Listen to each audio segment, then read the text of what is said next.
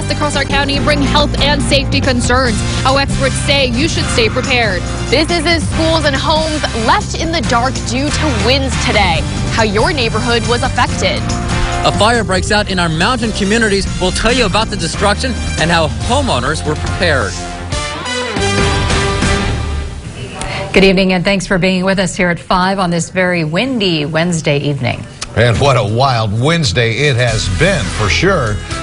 Weather battering Kern County on all sides today, from sunup to sundown. Ferocious and sustained winds bringing down trees, snapping power lines, and blowing in thick clouds of dust into the valley. Firefighters scrambling to put out brush fires popping up in eastern Kern, all while two major utilities cut the power for thousands of people. And then add to that mix unplanned outages forced by the wind, not the utilities.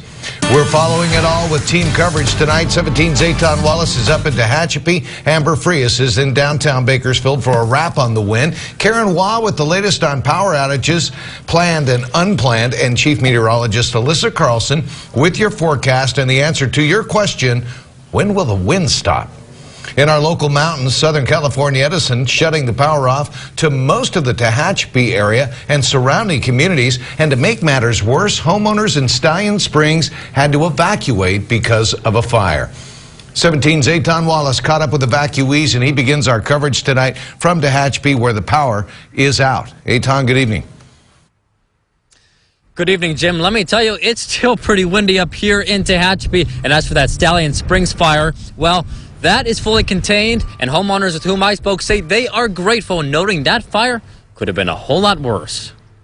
Thousands in our local mountain communities woke up this morning without power. Southern California Edison shut off the electricity, citing this.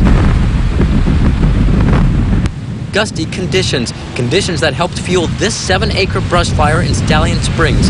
Dubbed the Thief Fire, the blaze started near Horse Thief Drive in Cummings Court just after 9:30 this morning, forcing evacuations. While the cause of the fire remains under investigation, the Kern County Fire Department confirms this home is where it all started. As you can see, this is what's left of the home. It's pretty much completely burned down, but firefighters were able to save nearby homes, and neighbors say they're grateful. Our house is the yellow house.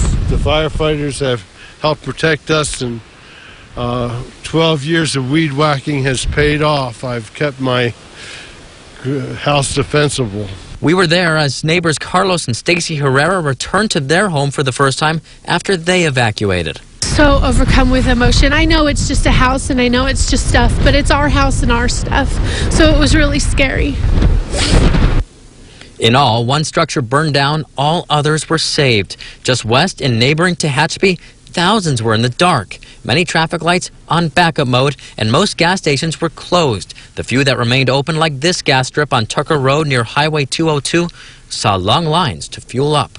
I'm trying to get, gas for my generator, gas for my car, because we don't know how long this is going to happen. Frustrated, very frustrated. There has to be a better way to do this. It is important to note that all schools up here were closed today. And as for that big question, all those up here are wondering, when is the power going to be restored? Well, we do not have that answer yet. But people up here tell me they are preparing for another night in the dark. Reporting live in Tehachapi, Eitan Wallace, 17 News. All right, Eitan, thanks. Meantime, folks across the county woke up to high winds, a gray sky, and a whole lot of dust. Conditions that led to safety and health concerns. Take a look at this. The wind causing power outages all over the city. Power lines came down on Buck Owens Boulevard, killing power for some in central Bakersfield. It was a familiar scene in different parts of Bakersfield today. 17's Amber Frias joining us live now from Panorama Bluffs with a look at the conditions there. Good evening, Amber. Good evening, Tammy. It continues to be very windy and with that very dusty out here. And it is for that reason that the Valley Air Pollution Control District issued an air quality emergency warning just about 2 hours ago. They're warning everybody stay indoors, and if you must go out, to wear a mask like this one. The air is thick, the wind is cold, and everything is dusty. If you haven't been outside yet, the best way to describe it? It's gross out there right now. A wild Wednesday as windy weather wreaks havoc on Kern County. It's just nasty, kind of. You can feel it in your lungs, and you can't do anything. You can't get done work.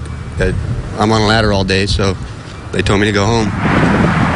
Winds gusting at 35 to 40 miles per hour in Bakersfield. It is bad out there, and it makes for really poor air. We would advise all residents, especially seniors, the younger children, anybody with respiratory problems, to stay indoors because it can exacerbate any issues you have, asthma, COPD, anything like that. It's just going to exacerbate any conditions. Due to severe blowing dust, the San Joaquin Valley Air Pollution Control District has issued an air quality emergency warning for Kern County, bringing health concerns to the valley. Everybody's afraid of valley fever going on. This is why we got valley fever so bad here. And they're not wrong. That's one of the main concerns among physicians. For us, one of the first things we would think about is valley fever, because it's coming from the east, and the east is where we see a lot of desert area and where we see natural dirt that's not been farmed, it's not watered by humans, it's not cultivated, it's just natural. So in that type of soils is where we might expect to see valley fever.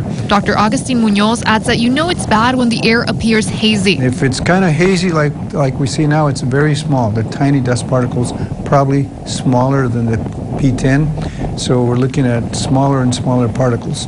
Now the P10 can make it down deep into your lung to the alveoli. And if you have anything smaller, it'll go beyond that, might even make it all the way to the blood vessels.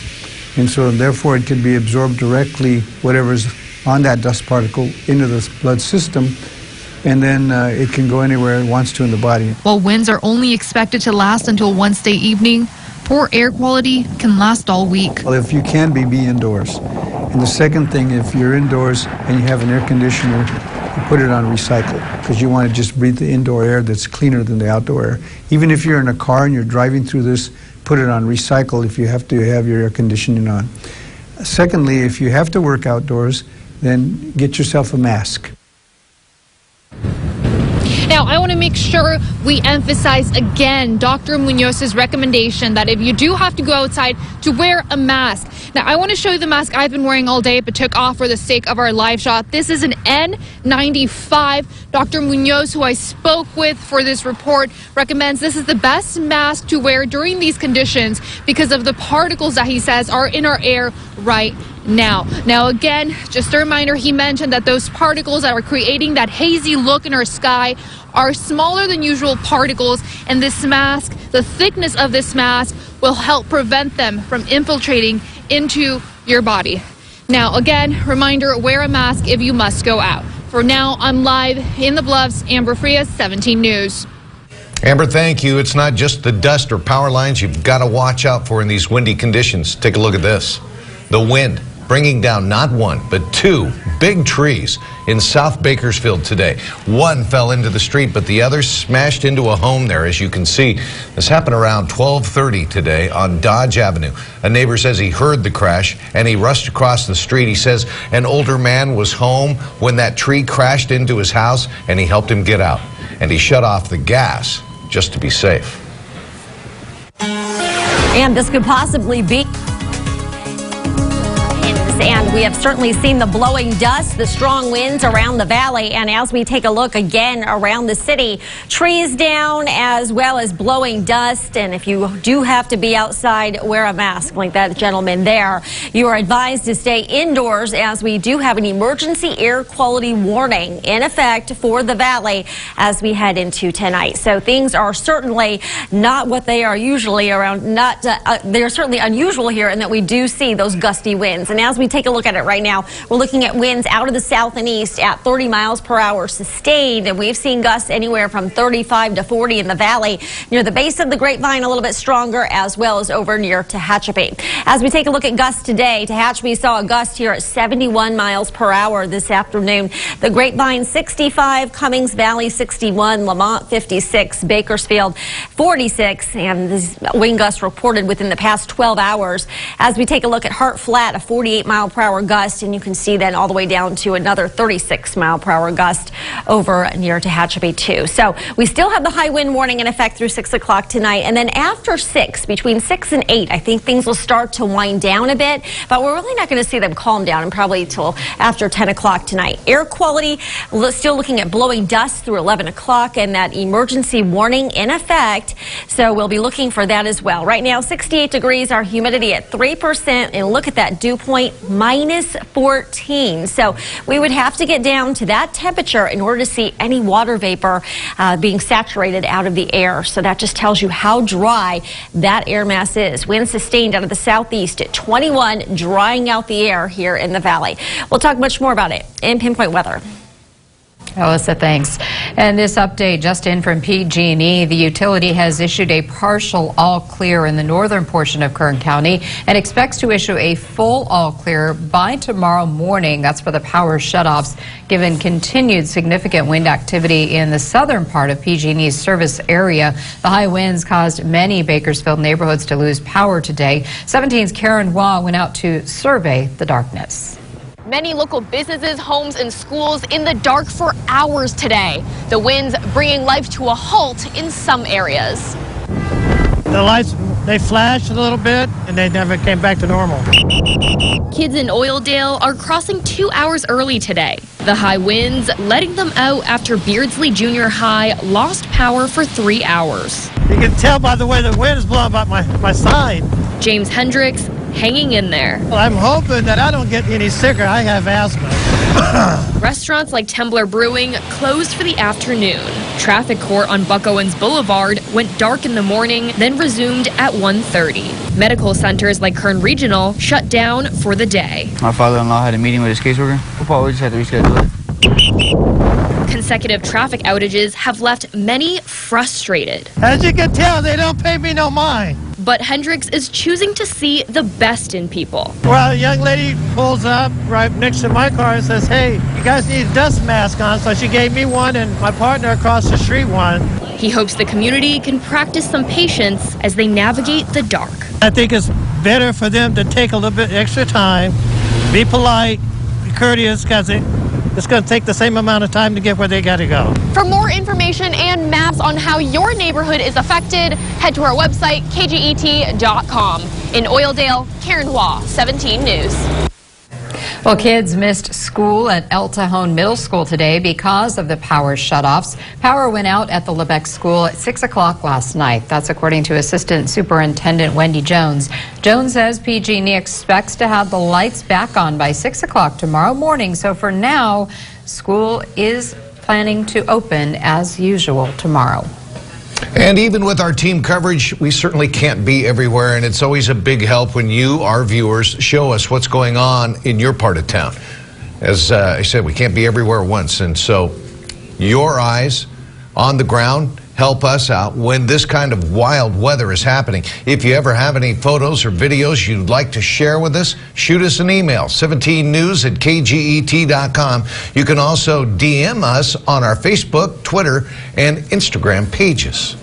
Well, the bad winds spoiled a few early Halloween events today, including Trunk or Treat at Lowell Park and Rexland Acres Community Center.